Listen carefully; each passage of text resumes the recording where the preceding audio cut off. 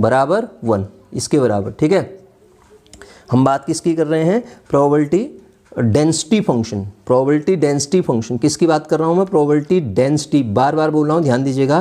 Probability density function क्या है, a to b fx dx, इसको हम क्या कहेंगे, प्रोबेबिलिटी डेंसिटी फंक्शन। और जब आपके पास डिस्क्रीट डिस्ट्रीब्यूशन होगा तो उसको क्या कहेंगे, प्रोबेबिलिटी मास फंक्शन कहेंगे, उसे क्या कहेंगे, प्रोबेबिलिटी मास फंक्शन। कंटिन्यूअस में क्या होगा, probability density function. Small effects की मैं बात कर रहा हूँ। ठीक है, इसकी ये दो प्रॉपर्टी थी। अब मैं एक क्वेश्चन से आपको इसको बताता हूँ। आपको दिया गया फंक्शन है F X is equals to ये दे रखा है x³ और -1 से लेके x, ये आपके पास टोटल प्रोबेबिलिटी, ये इस तरीके से नहीं आएगा। फिर यहाँ पे क्या आएगा, क्योंकि हम कंटिन्यूस पढ़ रहे हैं तो -∞ to ∞ fx dx is equals to 1 आएगा सर। -∞ to ∞ fx dx equals to 1 आएगा। अब यहाँ देखिए ये दे रखा है -1 < 2। ठीक है सर, और ये वैल्यू 0 दे रखी है अदरवाइज। तो आपको चेक करना है कि ये आपका प्रोबेबिलिटी डेंसिटी फंक्शन है या नहीं। तो प्रोबेबिलिटी डेंसिटी फंक्शन की प्रॉपर्टी ये होती है ये। ठीक है, इसमें से इसको चेक करेंगे हम, अगर ये आ गया तो प्रोबेबिलिटी डेंसिटी फंक्शन हो जाएगी। दूसरी चीज़, प्रोबेबिलिटी नेगेटिव तो होती नहीं है। दूसरा आपको ये भी चेक करना है कि 0 x इज <1 का मान कितना आएगा। देखिए दोनों को कराता हूँ मैं।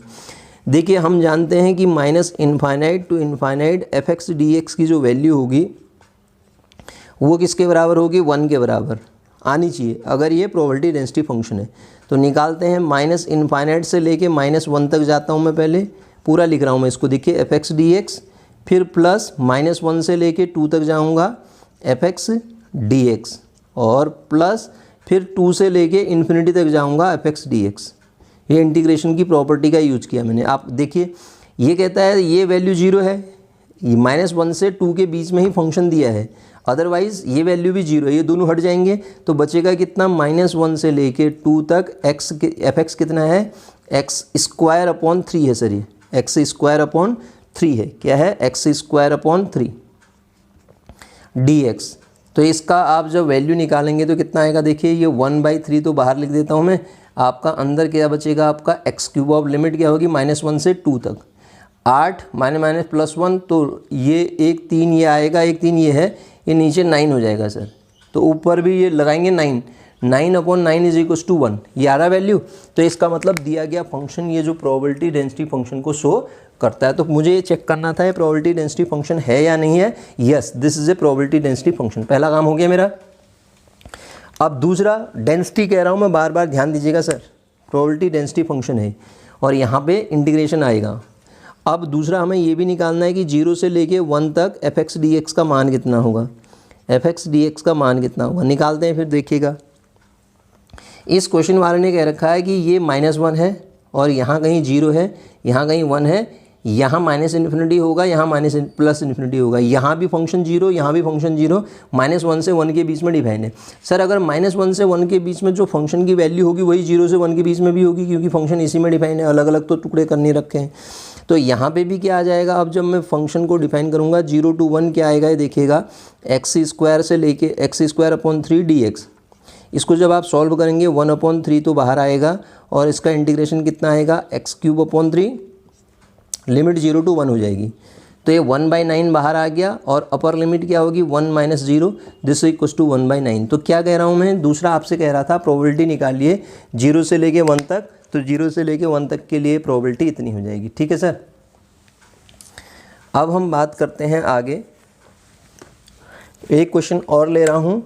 x एक प्रोबेबिलिटी डेंसिटी फंक्शन दे रखा है, x is probability density function. अब बोल दिया इसने ये x प्रोबेबिलिटी डेंसिटी फंक्शन है, तो इसका मतलब जो प्रोबेबिलिटी डेंसिटी फंक्शन की जो प्रॉपर्टी होती है वो फॉलो करेगा ये, सच दैट fx बराबर गिवन किया है आपके पास, x रैंडम वेरिएबल होता है ध्यान दीजिएगा, इंटू e⁻³ -3x ये वैल्यू दे रखी है।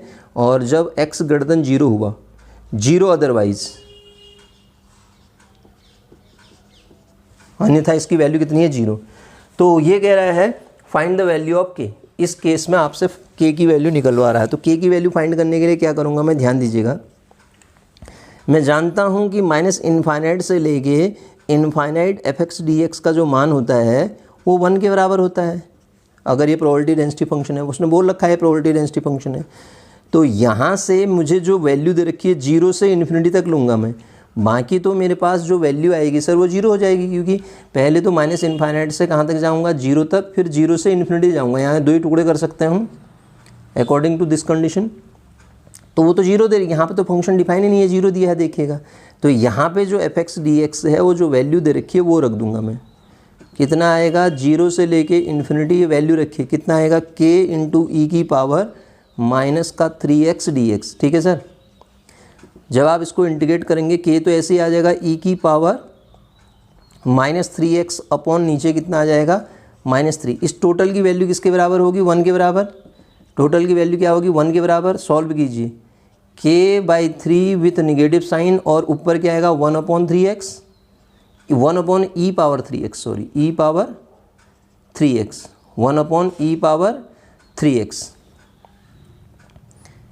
और लिमिट क्या है, 0 से लेके इन्फिनिटी तक, 0 से लेके इन्फिनिटी तक। अब आप लिमिट लगाइए, दैट इज इक्वल टू 1, तो -k/3 और अंदर जब आप लिमिट लगाएंगे तो क्या आएगा, ये लगाएंगे अपर लिमिट इन्फिनिटी लगाएंगे, 1/∞ 0 होता है, माइनस लोअर लिमिट 0 लगाएंगे, 1/e की पावर 0 होगा, e की पावर 0 तो 1 होता है सर, तो ये माइनस माइनस प्लस 1 आ गया। तो k/3 is equal to, k/3 की वैल्यू किसके बराबर आ गई, +1 के बराबर। तो k क्या आ गया, 3। वो कह रहा था k की वैल्यू निकालिए, तो हमने k की वैल्यू निकाल दी, k का मान कितना आ गया हमारे पास, 3 आ गया सर। ठीक है, तो इस तरीके से हम k की वैल्यू निकाल सकते हैं। आगे देखते हैं, देखिए अगला क्वेश्चन ले रहा हूँ मैं, आपके पास फंक्शन दिया है, ठीक है, कोई रैंडम वेरिएबल x है, ठीक है, प्रोबेबिलिटी डेंसिटी फंक्शन, जिसका प्रोबेबिलिटी डेंसिटी फंक्शन आपको गिवन है, वो क्या गिवन है, F X is equal to, आपको प्रोबेबिलिटी डेंसिटी फंक्शन गिवन है 1/4, कब, जब -2 less than x less than 2 हो और 0 अदरवाइज। ठीक है सर, तो आपसे निकलवा रहा है प्रोबेबिलिटी ऑफ पहला कंडीशन x लेस देन 1 पे वैल्यू कितनी आएगी। ठीक है, प्रोबेबिलिटी, इसको ब्रैकेट में रखूँगा, प्रोबेबिलिटी x लेस देन 1। दूसरी प्रॉपर्टी देखिएगा, probability mod x greater than 1। और तीसरी प्रॉपर्टी है probability of 2x + 3 greater than 5, 2x + 3 greater than 5। इन तीनों को मैं निकाल के दिखाता हूँ कैसे निकालेंगे। ठीक है, ये प्रोबेबिलिटी डेंसिटी फंक्शन दे रखा है सर। देखिए पहली बात तो प्रोबेबिलिटी ऑफ हम क्या निकाल लेते हैं, x लेस देन 1, 1 से छोटे के लिए निकालने का मतलब क्या हुआ, यहाँ देखिए ये माइनस इनफाइनाइट है और यहाँ पे आपके पास -2 है, यहाँ 2 है और बीच में कोई ब्रेक नहीं है यहाँ पे, और यहाँ इन्फिनिटी होगा, यहाँ भी 0, यहाँ भी 0, इनके बीच में फंक्शन दिया है। तो 1 से छोटा मतलब क्या हुआ, 1 यहाँ कहीं होगा, 1 से छोटा कहाँ तक, -2 तक ही जा सकता हूँ मैं, तो -2 से 1 तक जो वैल्यू होगी वो रखूँगा मैं इसके लिए, और तो सारा 0 हो जाएगा ना, क्योंकि इसकी ज़रूरत नहीं है मेरे को, जिसकी ज़रूरत होगी वही लूँगा। तो ये जो वैल्यू आएगी क्या लिखूँगा, माइनस, कहाँ तक लिख सकता हूँ इसको, -2 लिखा है इसने, तो मैं इसको क्या लिखूँगा, माइनस, पूरा नहीं लिख रहा हूँ अब, -2 से लेके 1 तक एफ एक्स डी एक्स, और -2 से लेके 1 तक एफ एक्स डी एक्स वही होगा जो -2 से 2 तक है। तो ये वैल्यू आ जाएगी -2 से लेके 1 तक फंक्शन का मान कितना है, 1/4 dx। x आएगा, मतलब 1/4 तो बाहर आ गया, ये आ जाएगा x। लिमिट लगा दो -2 to 1, तो अपर लिमिट हो जाएगी 1/4, अपर लिमिट हो जाएगी 1, और ये प्लस का 2, ये 3/4 आ जाएगा वैल्यू सर। कितना आ जाएगा, 3/4। तो इसका मान कितना आ गया, 3/4 आ गया। प्रोबेबिलिटी x लेस देन 1 कितना आ गया हमारे पास, 3/4 आ गया सर। ठीक है, अब मैं बात कर रहा हूँ दूसरे पोर्शन की। तो दूसरे पोर्शन में क्या कह रहा है, ध्यान से देखिएगा, हमसे निकालने के लिए कह रहा है प्रोबेबिलिटी निकाल के दिखाइए mod x ग्रेटर देन 1। सर मैं mod x ग्रेटर देन 1 नहीं निकालता हूँ, 1 minus probability of mod x is less than equal to 1 निकाल देता हूँ। ठीक है, less than 1, sorry less than 1 निकालता हूँ। उससे क्या होगा, क्योंकि टोटल प्रोबेबिलिटी का सम 1 होता है, इससे हम लेस देन 1 के लिए निकाल चुके हैं, तो ग्रेटर देन 1 के लिए इक्वल नहीं है ना, यहाँ पे लेस देन 1 के लिए हम निकाल चुके हैं। 1 में से इतना घटा दो तो आपको ये मिल जाएगा। और इसका मतलब क्या होता है आप जानते हैं, कोई भी mod x less then k का मतलब क्या होता है, mod x less then k का मतलब होता है x आपका -k से लेके के बीच में लाई करेगा, यही होता है, माइनस के से लेके के बीच में लाई करेगा। मॉड एक्स का जो मान होगा माइनस के से के बीच में होगा। तो अब यहाँ पे देखिए, तो इसका मतलब यहाँ क्या निकालूँ, 1 माइनस 1 टू डायरेक्ट लिख दूँ मैं, -1 से लेके 1 तक। क्यों? क्योंकि मॉड एक्स कह रहा है fx dx, यही तो होगा fx dx। तो this is equals to 1 minus integration -1 to 1/4 और dx हो जाएगा ये। तो वैल्यू कितनी आएगी, 1 माइनस, इसका मान कितना आएगा आपके पास, अगर हम इसकी वैल्यू निकालें, कांस्टेंट फंक्शन है ना, तो 1/4 रहेगा और x आ जाएगा, x की वैल्यू -1 से 1 तक, तो 1 माइनस 1/4 इंटू 2 आ जाएगा ये। 1/2 का मतलब 2 माइनस 1/2 आ जाएगा, इसका आंसर कितना आ जाएगा, 1/2 आ जाएगा। समझ रहे हैं ना, इंटीग्रेशन ही तो है सिंपल सा। तो ये सेकंड पार्ट भी आ गया जिसका वैल्यू कितने आया, 1/2 आया। अब थर्ड पार्ट इंपॉर्टेंट है, उसको बताता हूँ मैं आपको, वो कैसे निकालेंगे, क्योंकि वहाँ पे क्या कर दिया, लीनियर कॉम्बिनेशन ले लिया। 2x + 3 ग्रेटर देन क्या कह रहा है, 5, ग्रेटर देन 5। तो इसको सॉल्व करने के लिए मैं ऐसा लिख सकता हूँ, probability of 2x is greater than 5 - 3 लिख सकता हूँ ना, इसको यहाँ लेके। तो इसका मतलब this equals to probability of 2x greater than कितना आएगा, ये 2 आएगा। इसका मतलब this equals to probability of x greater than 1, x greater than 1, या आप क्या कहें 1 minus probability of x less than 1, ठीक है। और x लेस देन 1 के लिए तो अभी वैल्यू निकाली थी, 1 माइनस, ये x है, ऊपर वाले क्वेश्चन में मॉड x था सर, ध्यान दीजिएगा। 1 माइनस ये तो हम निकाल चुके हैं, 1 कितना था, 3/4, 3/4, वहाँ मॉड था जस्ट इसके ऊपर वाले में, तो 4 माइनस, तो ये कितना आ जाएगा, 1/4 आ जाएगा सर।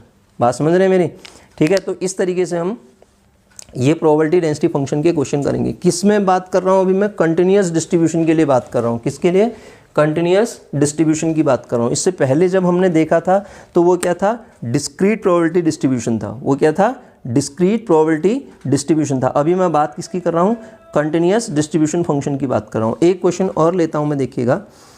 फंक्शन दे रखा है fx बराबर, डिफाइन किया हुआ ले लेता हूँ, fx बराबर 0, x लेस देन 2, ये कंडीशन दे रखी है। x 2 से बड़ा है तो 0 है फंक्शन की वैल्यू, 1/18, और ये है 3 + 2x, 1/18, 3 + 2x, और 2 less than equals to x less than equals to 4, और 0 दिया है x ग्रेटर देन 4 पे। तो आपसे कह रहा है क्या ये जो फंक्शन दिया है डेंसिटी फंक्शन है, प्रोबेबिलिटी डेंसिटी फंक्शन है या नहीं है, चेक कीजिए। तो प्रोबेबिलिटी डेंसिटी फंक्शन होने के लिए इसकी -∞ टू इनफाइनाइट प्रोबेबिलिटी का मान 1 आना चाहिए, ठीक है। अगर है तो उसके बाद आपसे कैलकुलेट करने के लिए भी कह रहा है कि 2 is less than equals to x is less than equals to 3 पे वैल्यू निकालिए। तो सर अगर ये प्रोबेबिलिटी डेंसिटी फंक्शन है तो क्या आना चाहिए, -∞ टू इनफाइनाइट fx dx का मान जो आना चाहिए वो किसके बराबर आना चाहिए, 1 के बराबर। तो रखिए, -∞ टू इनफाइनाइट नहीं जाऊंगा मैं, केवल 2 से 4 जाऊंगा, क्योंकि और पे तो वैल्यू 0 दे रखी है।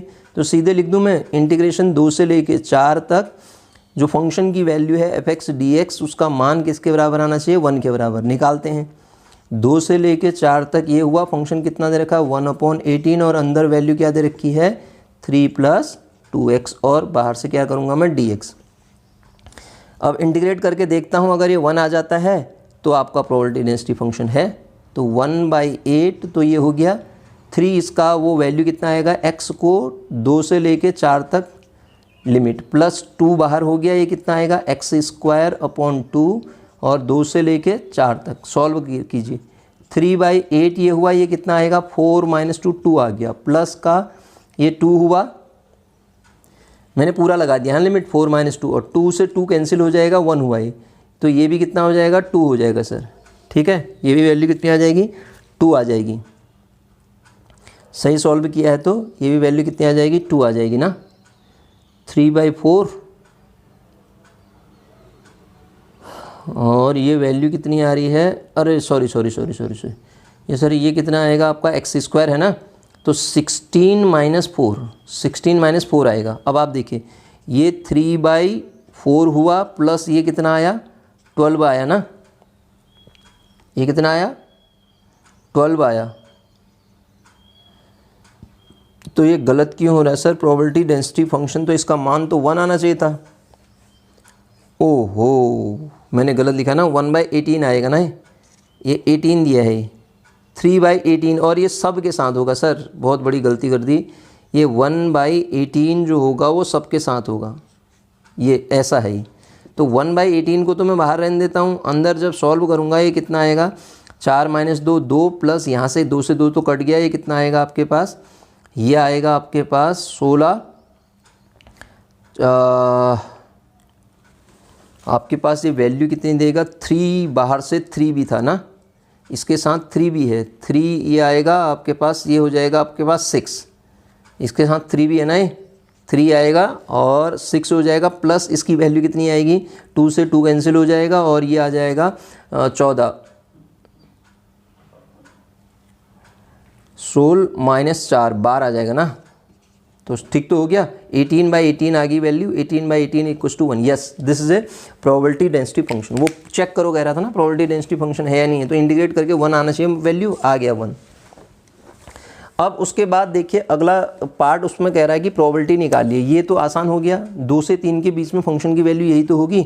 2 से 3 में fx dx निकालने के लिए कह रहा है। 2 से 3 में fx dx का मान कितना आएगा सर बताइए?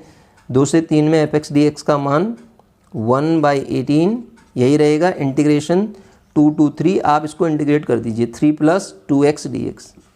अब किस में इंटीग्रेट करना है? 2 से लेके 3 तक। आप इसको सॉल्व कीजिए तो आपको जो वैल्यू मिलेगी वो 2 से 3 में इसका मान आ जाएगा। ठीक है सर,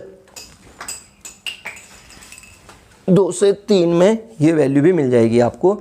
तो ये इस तरीके से क्वेश्चन को आप सॉल्व कर सकते हैं। ठीक है, एक और क्वेश्चन ले रहा हूं मैं, देखिएगा।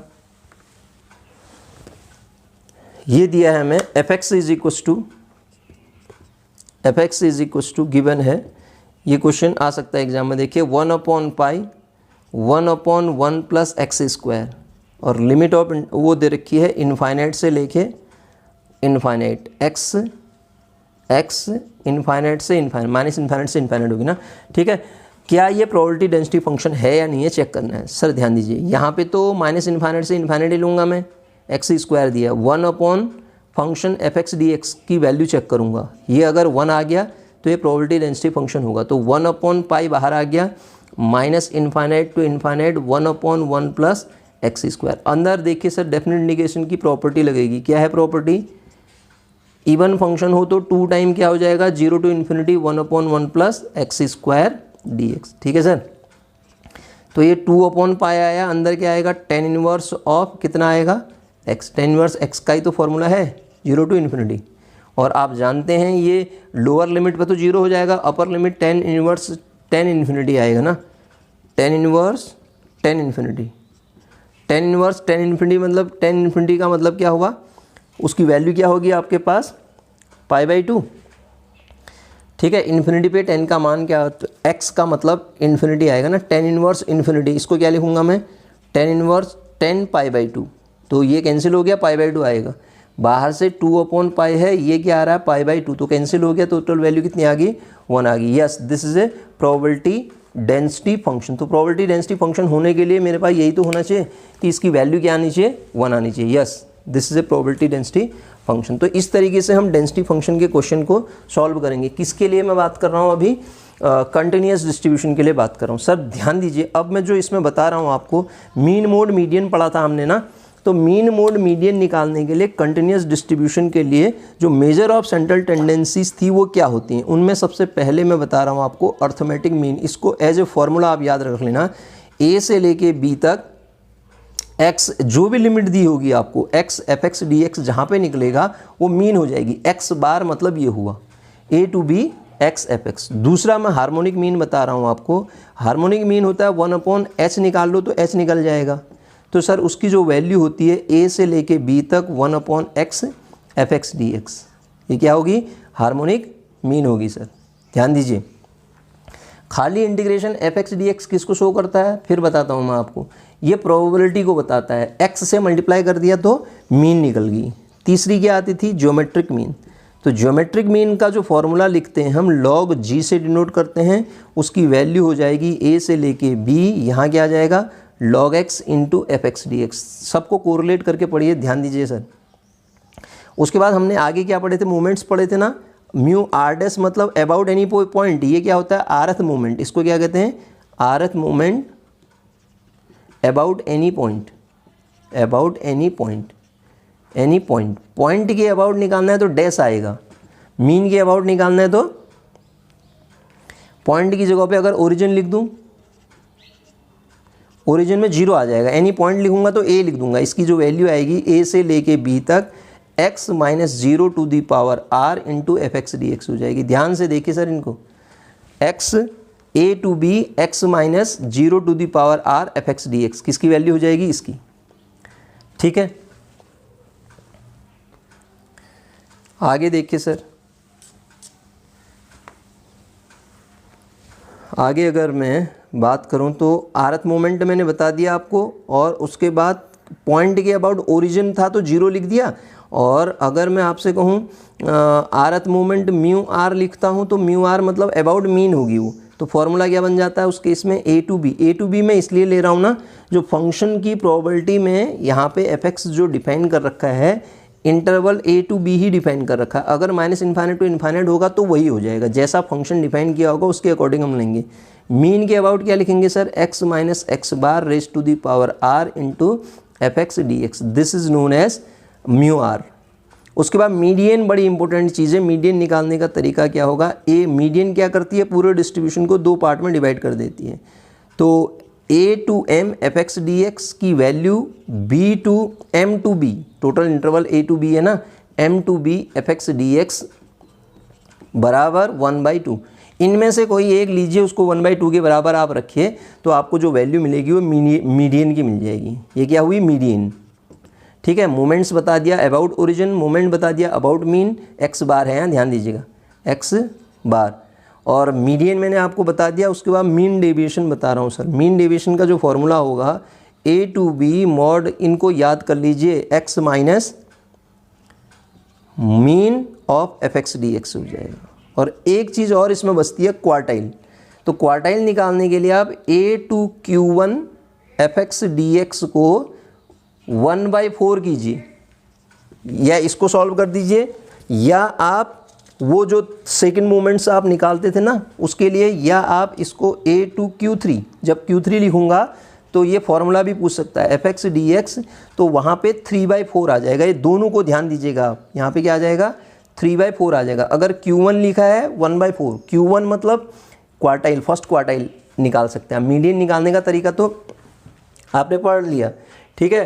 तो उसके बाद अगर आपके पास क्वार्टाइल पूछता है तो क्वार्टाइल के लिए अगर फर्स्ट क्वार्टाइल की बात करता है तो ए टू Q1 1/4 के बराबर, और ए टू Q3 लिखूंगा तो 3/4 के बराबर। जब आप इसको सॉल्व करेंगे यहाँ से क्या मिलेगा, मुझे क्वार्टाइल की वैल्यू मिल जाएगी। किसकी वैल्यू मिल जाएगी, क्वार्टाइल। अब आप कहेंगे Q2 तो लिखा ही नहीं है, Q2 तो ये है ना, मीडियन को ही तो Q2 कहते हैं, तो Q1 Q2 Q3 भी हम कंटिन्यूस डिस्ट्रीब्यूशन फंक्शन के लिए इस तरीके से निकाल सकते हैं सर, ठीक है।